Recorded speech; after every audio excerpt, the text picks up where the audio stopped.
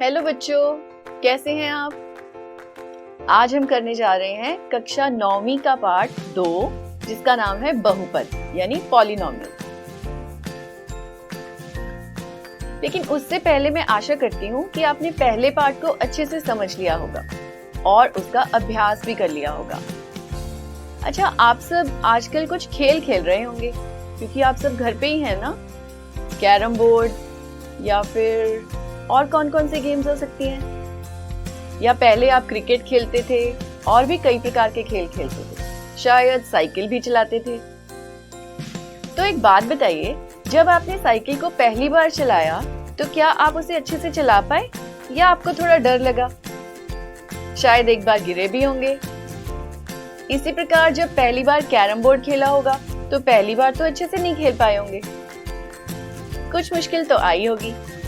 लेकिन बार बार खेलकर उसका अभ्यास करके आप उसमें दक्ष हो गए होंगे, निपुण हो गए होंगे, अच्छे से खेल पाते होंगे।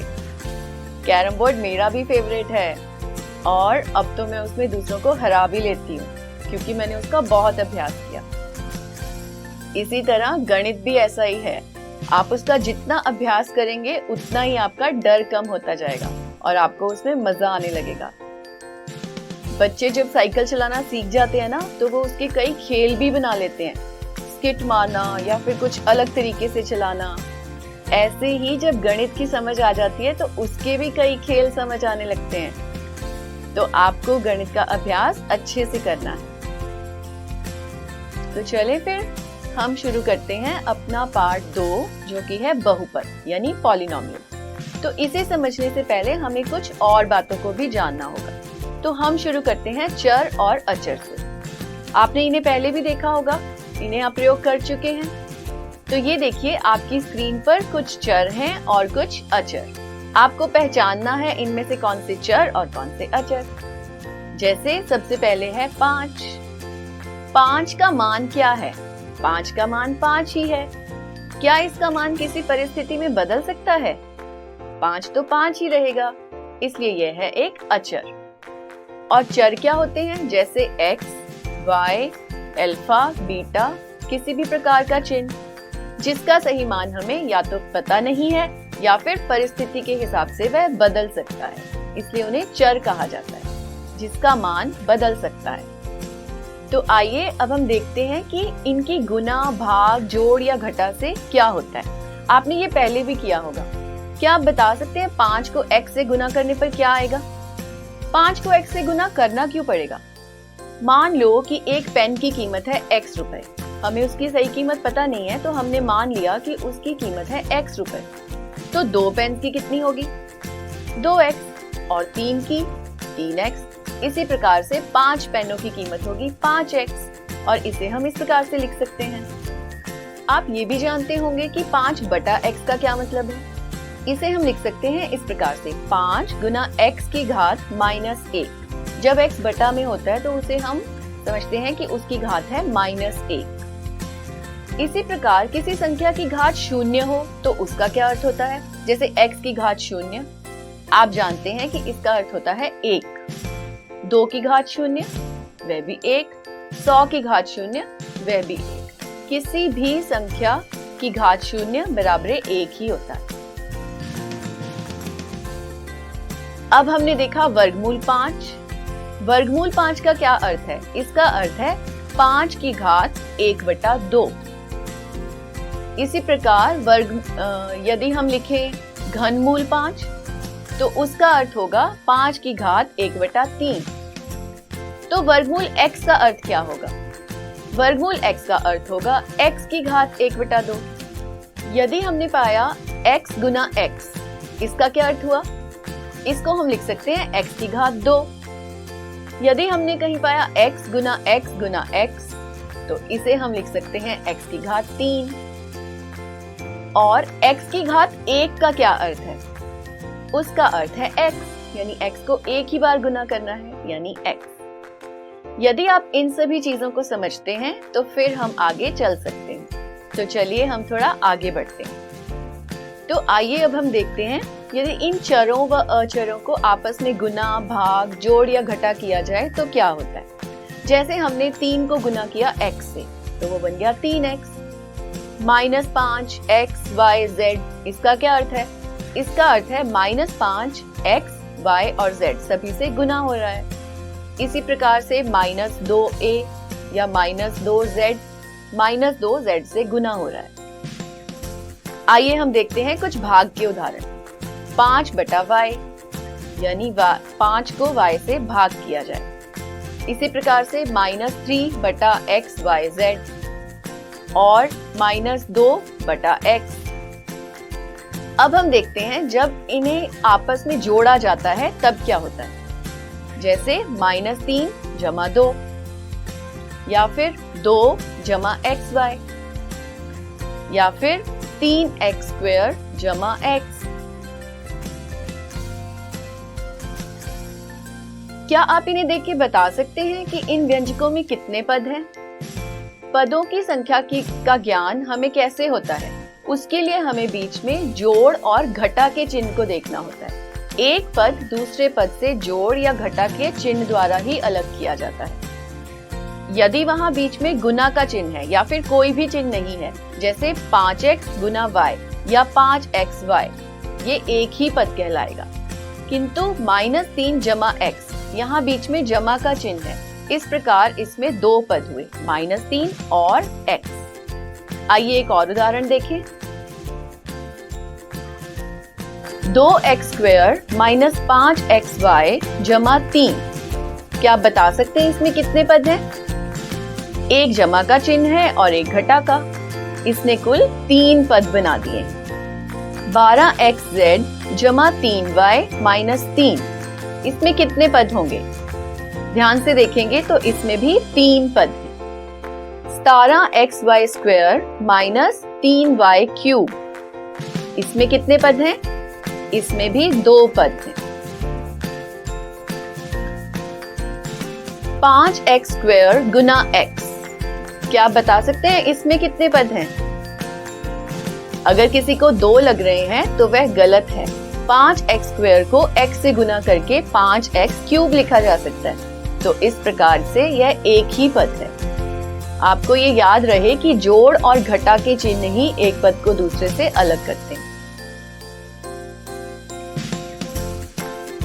2xyz भाग x, यानी 2xyz बटा x।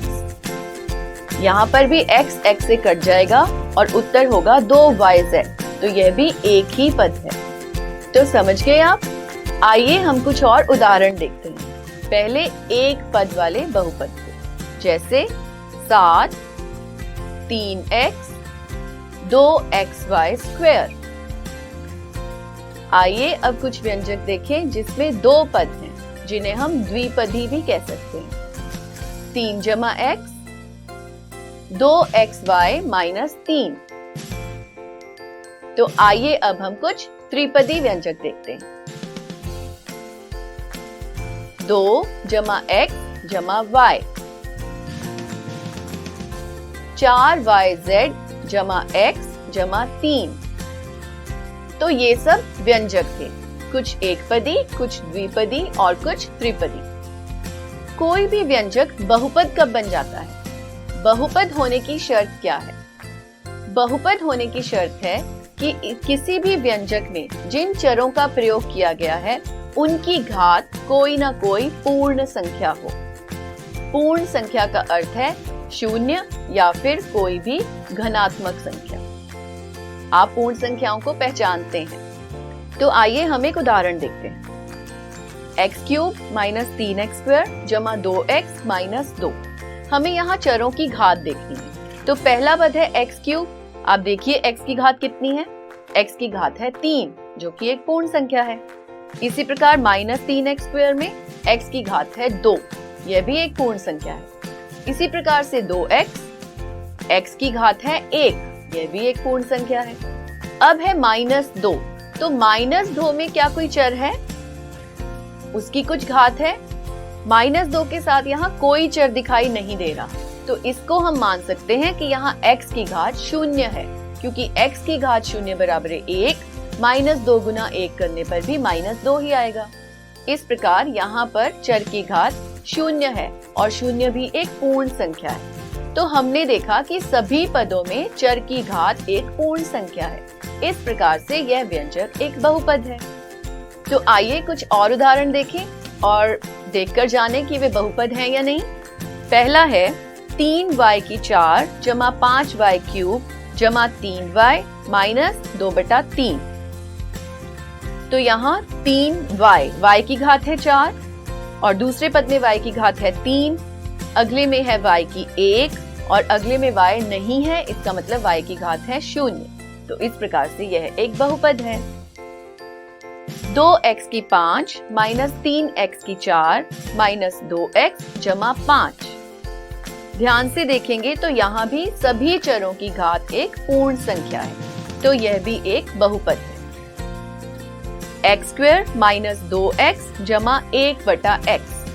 यहाँ पहले पद में x की घात है 2, दूसरे में 1 और तीसरा पद है 1/x, यानी x की घात है -1, जो कि एक पूर्ण संख्या नहीं है।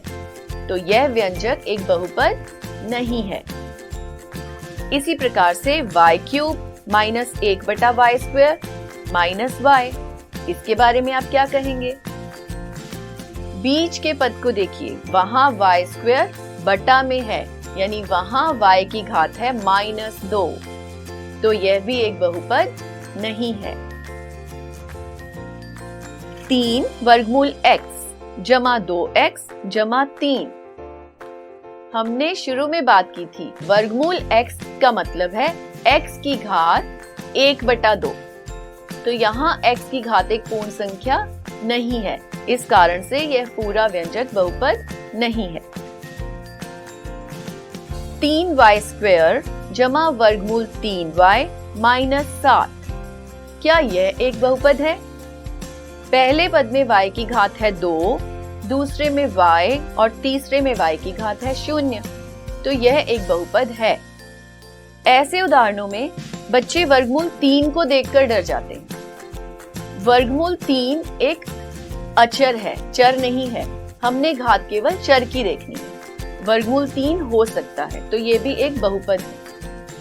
एक और उदाहरण देखिए, वर्गमूल 2x माइनस वर्गमूल 3x² माइनस वर्गमूल 5x³। इसमें बहुत बार वर्गमूल आया है, किंतु एक बार भी किसी चर पर नहीं आया। पहले पद में चर की घात है 1, दूसरे में उसकी घात है 2 और तीसरे में है 3, तो ये सभी पूर्ण संख्याएं हैं। इस प्रकार से यह भी एक बहुपद है। आशा करती हूँ आप समझ गए होंगे। तो आगे चलें। आइए एक और महत्वपूर्ण बात पर नजर डालें, वह है इनके गुणांक। किसी भी बहुपद में किसी भी पद में जो चर है उसके साथ जो भी कुछ आया वह उसका गुणांक होगा। जैसे देखिए ये उदाहरण, 8x³ माइनस 4x² जमा 2x माइनस 5। मान लीजिए हमें x³ का गुणांक जानना है, तो x³ पहले पद को देखिए 8x³, वहाँ x³ के अलावा जो कुछ भी है वह उसका गुणांक है। 8x³ में x³ के अलावा 8 बचता है, तो x³ का गुणांक होगा 8।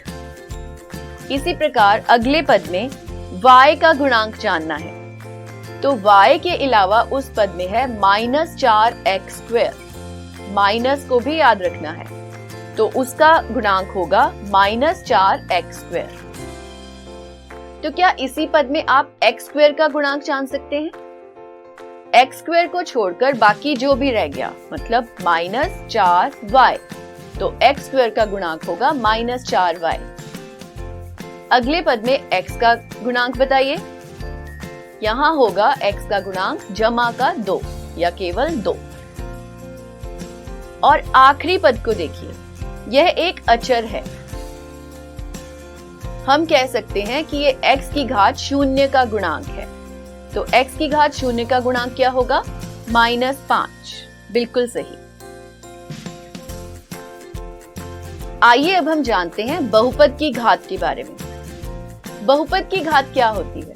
किसी भी एक बहुपद में जो भी चर हैं, उनकी जो सबसे बड़ी घात है उसे ही बहुपद की घात माना जाता है। तो बहुपद की घात जानने के लिए हमें उसमें आए प्रत्येक चर की घात जाननी होगी, प्रत्येक पद की घात जाननी है। पहले हम बात करते हैं ऐसे बहुपदों की जिनमें केवल एक ही चर का प्रयोग हुआ है। पिछले उदाहरण में आपने देखा कि बहुपद में दो चरों का प्रयोग हुआ था, x भी और y भी। ऐसे बहुपदों को हम द्विचरी कहते हैं। किंतु पहले हम एक चरी बहुपद की बात करेंगे। एक चरी बहुपद की घात के बारे में जानते हैं। तो आइए एक उदाहरण लें। जैसे 2x जमा 3, इसमें केवल x का प्रयोग हुआ है, तो ये एक चरी बहुपद है। यहाँ x की घात कितनी है? पहले पद में x की घात है 1 और दूसरे पद में x की घात है 0। तो बड़ी घात हुई 1। इस प्रकार से इस बहुपद की घात है 1। आइए दूसरा उदाहरण देखें। 3y की 4 माइनस 2y की 3 माइनस 4y जमा 2। यहाँ पहले पद की घात है 4, दूसरे पद की घात है 3, तीसरे की है 1 और चौथे की है 0। तो सबसे बड़ी घात है 4। इस प्रकार से पूरे बहुपद की घात हुई 4। आइए अब दो चरी बहुपद का उदाहरण लें। 3x cube minus 2x square y square जमा 2xy माइनस 4y। आइए सभी पदों को अलग अलग से देखें। पहले पद की घात है 3, x की घात है 3। दूसरे पद में x व y दोनों का प्रयोग हुआ है, तो दोनों की घातों को जोड़ दिया जाएगा। x की घात 2 और y की घात 2, अर्थात इस पद की घात हुई 4। तीसरे पद की घात हुई 2, x की घात 1 व y की घात 1, दोनों को जोड़ने पर आया 2। और आखिरी पद की घात हुई 1। तो यहाँ सबसे बड़ी घात है 4। इस प्रकार से पूरे बहुपद की घात हुई 4। आइए एक और उदाहरण लें। 2xy की 4 जमा 2x square y square z square जमा 2xy जमा 3। इसे देखकर डर तो नहीं रहे? उतना ही आसान है। देखिए पहला पद, x की घात 1 और y की घात 4, दोनों को जोड़ने पर प्राप्त हुआ 5। तो इस पद की घात है 5। इसी प्रकार से दूसरे पद में x स्क्वायर, y स्क्वायर और z स्क्वायर, तीनों की घातों को जोड़ने पर प्राप्त होता है 6। तो इस पद की घात है 6। 2xy, यहाँ घात होगी 2 और आखिरी पद की घात होगी 0। तो इस प्रकार से सबसे बड़ी घात है 6। तो पूरे बहुपद की घात होगी 6। किसी बहुपद की घात के आधार पर उनके भिन्न भिन्न नाम हैं। किसी बहुपद की घात 1 होने पर हम उसे कहते हैं रैखिक बहुपद। किसी बहुपद की घात 2 होने पर हम उसे कहते हैं द्विघाती और उसकी घात 3 होने पर उसे हम कहते हैं त्रिघाती। आइए कुछ उदाहरण देखें। रैखिक बहुपद जैसे 3x जमा 5। द्विघाती बहुपद जैसे x स्क्वायर माइनस 4x जमा 2। त्रिघाती 3x cube minus 4x square जमा 2x माइनस 5। क्या किसी बहुपद की घात 0 हो सकती है? जी हाँ, जैसे 5। 5 एक अचर है, किंतु इसकी घात 0 है। 5 गुना x की घात 0, इस प्रकार से इसे लिखा जा सकता है। तो इस प्रकार सभी अचर संख्याओं को हम 0 घात वाला बहुपद कहते हैं। तो 0 की घात क्या होगी? यदि हम सोचकर देखें, 0 के साथ यानी मैं x लिख दूं, 0 गुना x, तो वह x भी 0 ही बन जाएगा। और यदि मैं 0 गुना x की घात 5 लिख दूं या 10 या 25, कितनी भी घात लिख दूं, वो 0 से गुना होकर उत्तर 0 ही बनाएगी। तो इसलिए 0 की घात के बारे में कुछ नहीं कहा जा सकता, वे कुछ भी हो सकती है।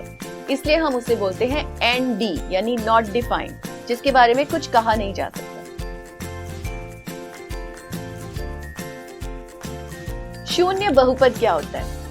जो 0 है उसे हम 0 बहुपद भी कह देते हैं। 0 बहुपद होना और बहुपद के 0, इन दोनों चीजों में फर्क है। आइए अब हम जानते हैं बहुपद के 0 क्या होते हैं। मान लीजिए एक बहुपद है px जो कि है 3x माइनस 6। यदि हम x का मान 1 भर दें तो उत्तर क्या होगा? 3 गुना 1 -6। इसे हल करने पर हम पाएंगे उत्तर -3 आता है, यानी x का मान 1 भरने पर उत्तर -3 आता है। अब यदि हम x का मान 2 भर दें तो ये होगा 3 गुना 2 यानी 6 -6। 6 - 6 बराबर है 0। तो हमने पाया कि x का मान 1 भरने पर उत्तर आया -3, किंतु 2 भरने पर उत्तर आया 0। गुणनखंड प्रमेय के अनुसार किसी चर x का वह मान जो किसी बहुपद px को 0 बना दे, वह उस बहुपद का 0 होगा। तो आप बता सकते हैं ऊपर के उदाहरण में इस बहुपद का 0 क्या था, 1 या फिर 2। हमने देखा कि इसका 0 था x बराबर 2, क्योंकि x का मान 2 भरने पर बहुपद का मान 0 हो गया।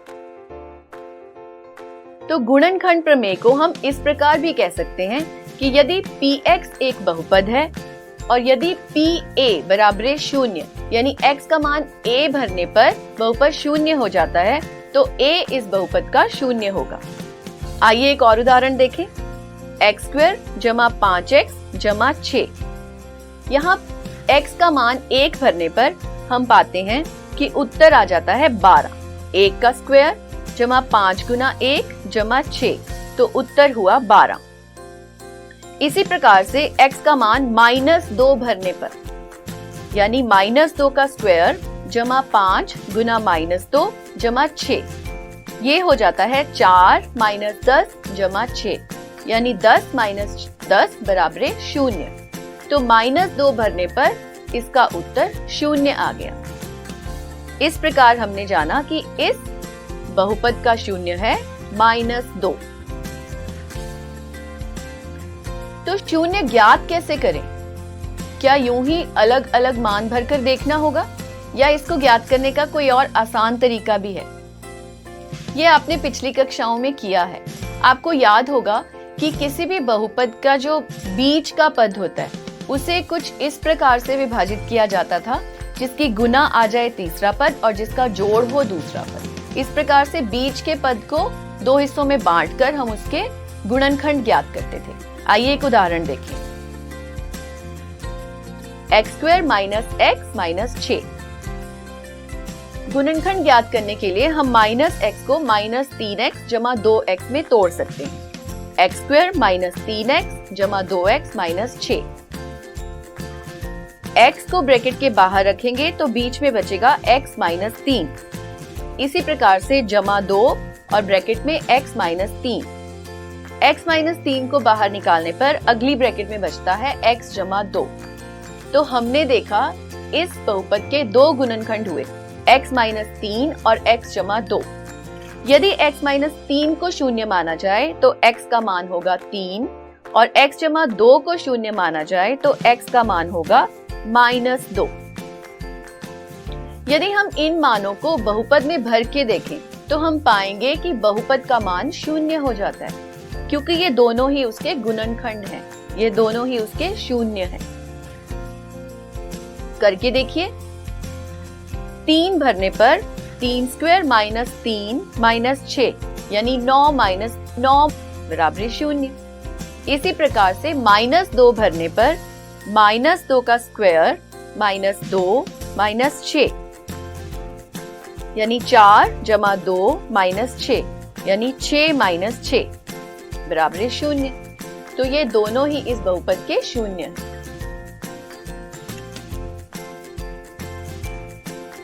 यहाँ एक बात और जानने योग्य है, जितनी भी किसी बहुपद की घात होगी उसके 0 भी उतने ही होंगे। किसी बहुपद की घात 2 है तो उसके 0 भी 2 होंगे। किसी बहुपद की घात 3 है तो उसके 0 भी 3 होंगे। आइए अब जानें शेष प्रमेय के बारे में। ये मेरी फेवरेट है। अब भाग करना तो आप सभी जानते हैं, तो इसे हम पहले संख्याओं की मदद से करते हैं। 19 को 5 से भाग किया तो उत्तर क्या होगा? 5 दिए 15 और शेष बचेगा 4। यदि इसे हमें 19 को वापस पाना हो तो हम लिखेंगे 19 बराबर 5 गुना 3 जमा 4। यहाँ हमने देखा कि शेष 4 बच गया, तो यानी 5 19 का गुणनखंड नहीं है। आइए अब इसे हम बहुपद के साथ देखें। x² माइनस 4x माइनस 12, इसे भाग करेंगे x माइनस 6 से। बहुपदों का विभाजन आपने किया है, आइए हम करके देखते हैं। x माइनस 6, पहले पद को x² बनाना है। x को x² बनाने के लिए इसे x से गुना करना होगा, तो हमारे भागफल का पहला पद होगा x। अब इस x को x माइनस 6 से गुना करके लिखेंगे, तो आ जाएगा x² माइनस 6x। चिन्ह बदलकर इसे घटाने पर x² से x² कट जाएगा और माइनस 4x जमा 6x बराबर 2x। ऊपर से माइनस 12 उतारेंगे, अब यह बन गया 2x माइनस 12। अब पहले पद को 2x बनाने के लिए x को 2 से गुना करना होगा, तो हमारे भागफल का अगला पद हमें मिला जमा 2। x माइनस 6 को 2 से गुना करने पर 2x माइनस 12। चिन्ह बदलकर इसे घटाने पर 2x से 2x कट जाएगा और माइनस 12 से जमा 12, तो शेष बचा 0। इसे हम यूं लिख सकते हैं, x² माइनस 4x माइनस 12 बराबरे x माइनस 6 गुना x जमा 2। तो यानी x माइनस 6 और x जमा 2 ये दोनों ही इस बहुपद के गुणनखंड होंगे। यदि x माइनस 6 को शून्य मान लें तो x का मान होगा 6, और यदि x जमा 2 को शून्य मान लें तो x का मान होगा माइनस 2। आइए एक बार फिर से करके देखें। x² माइनस 4x माइनस 12, इस बार हम इसे x माइनस 1 से भाग देंगे। भाग देने पर हम पाएंगे कि भागफल तो आया x माइनस 3, किंतु शेषफल शून्य नहीं हुआ, शेष में बचा माइनस 15। तो x माइनस 1 गुना x माइनस 3 माइनस 15। अब यदि हम यह भी प्रयोग करके देखें कि x माइनस 1 को शून्य मान लें तो x का मान हुआ 1। 1 को इस बहुपद में भर के देखते हैं। ये भरने पर हम पाएंगे कि उत्तर आता है माइनस 15, जो कि असल में इसका शेष भी है। इसी प्रकार से x माइनस 3 को शून्य मानने पर x का मान आता है 3, और x का मान 3 भरने पर भी हम यही पाएंगे कि उत्तर आता है माइनस 15, यानी शेष में माइनस 15 बच जाता है। इस चीज का प्रयोग हम बिना भाग किए किसी भी बहुपद का शेषफल जानने में भी कर सकते हैं। भाजक के मूल को या भाजक के शून्य को यदि भाजक बहुपद में भरें तो जो संख्या प्राप्त होती है वह असल में उसका शेषफल ही होता है। अन्य शब्दों में हम यूं कह सकते हैं कि किसी बहुपद fx में जिसकी घात 1 से बड़ी है या 1 के बराबर है, और जहां a एक वास्तविक संख्या है, यदि fa बराबर 0 तो x माइनस a fx का गुणनखंड होगा। यदि fa 0 के बराबर नहीं है तो fa का जो भी मान आएगा वह असल में बहुपद को x माइनस a से भाग करने पर मिलने वाला शेष होगा।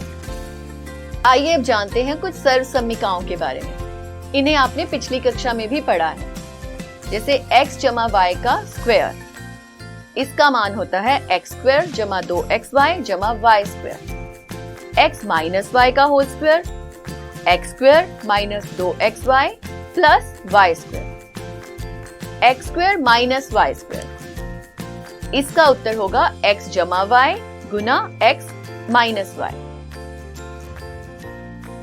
उसके बाद है x जमा a गुना x जमा b,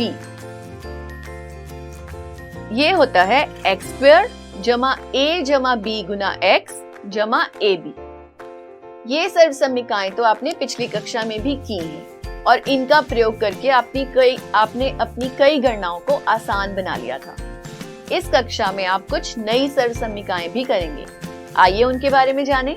तो पहली है x जमा y जमा z का होल स्क्वायर, जो कि होता है x² जमा y² जमा z² जमा 2xy जमा 2yz जमा 2zx। इसके बाद है x जमा y का होल क्यूब, ये होता है x³ जमा y³ जमा 3xy गुना x जमा y। उसके बाद है x माइनस वाई का होल क्यूब, x cube minus y cube minus 3xy और गुना x माइनस वाई। जहां जहां पहले जमा था सब जगह वहां माइनस आ जाएगा।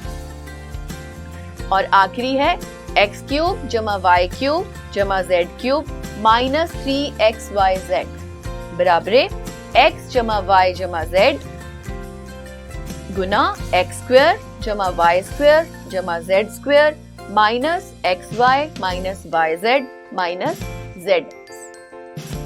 इन सरसमीकाओं के लिए आपको इनका खूब अभ्यास करना होगा और इनसे रिलेटेड बहुत सारे सवालों का हल करना होगा। तो आइए अब हम थोड़े प्रश्न उत्तर देखें। सबसे पहला है 2 माइनस एक्स स्क्वायर जमा एक्स क्यूब में एक्स स्क्वायर का गुणांक क्या होगा? तो बताइए। एक्स स्क्वायर के साथ यहाँ कुछ भी नहीं है, केवल माइनस है, तो इसका गुणांक होगा -1। अगला है रैखिक बहुपद की घात डैश होती है, तो डैश में क्या आएगा? रिक्त स्थान की पूर्ति कीजिए। एक रैखिक बहुपद की घात 1 होती है और 2 घात होने पर हम उसे द्विघाती कहते हैं और 3 घात होने पर हम उसे त्रिघाती कहते हैं।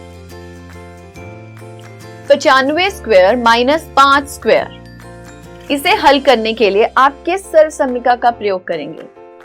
95 स्क्वायर माइनस 5 स्क्वायर, तो ये इसका रूप किससे मिल रहा है? X square minus y square. तो इसके लिए हम प्रयोग करेंगे x जमा वाई गुना x माइनस वाई। x की 4 जमा 3x स्क्वायर जमा 4, इस बहुपद की घात कितनी है?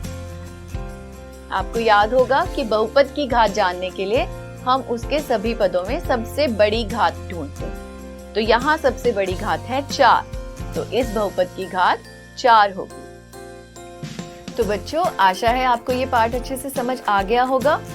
तो इसका अभ्यास करते रहिए, खुश रहिए, खेलते रहिए, स्वस्थ रहिए और मस्त रहिए।